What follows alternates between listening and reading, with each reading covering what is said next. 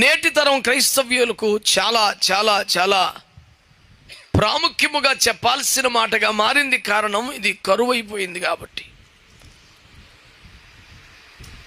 శిఖర సమానమైన దైవజనుడు మోషే ఆకస్మికంగా దేవుని పిలుపుని అందుకొని వెళ్ళిపోయాడు.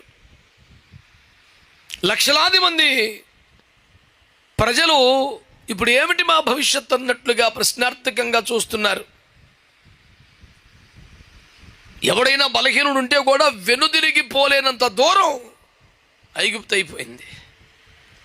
ఎవరైనా తెగించిపోతే కూడా సముద్రం ఎట్టి పరిస్థితిలో ఛాన్స్ ఇవ్వని ఒక వాస్తవం కనబడుతోంది.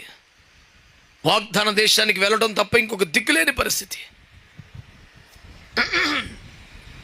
యాత్ర సాగాలంటే, గమ్యం చేరాలంటే నడిపించే నాయకుడు ఒకడు అవసరం. ఇంకొక ఆప్షన్ లేదు.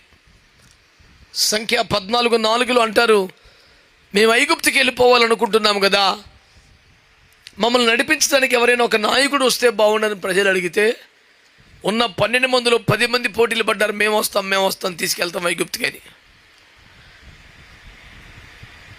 చెడిపోయి దరిద్రానికి ఐగుప్తుకి వెళ్ళాలనుకునే వాళ్ళకు కూడా ఒక నాయకుడు అవసరమైతే,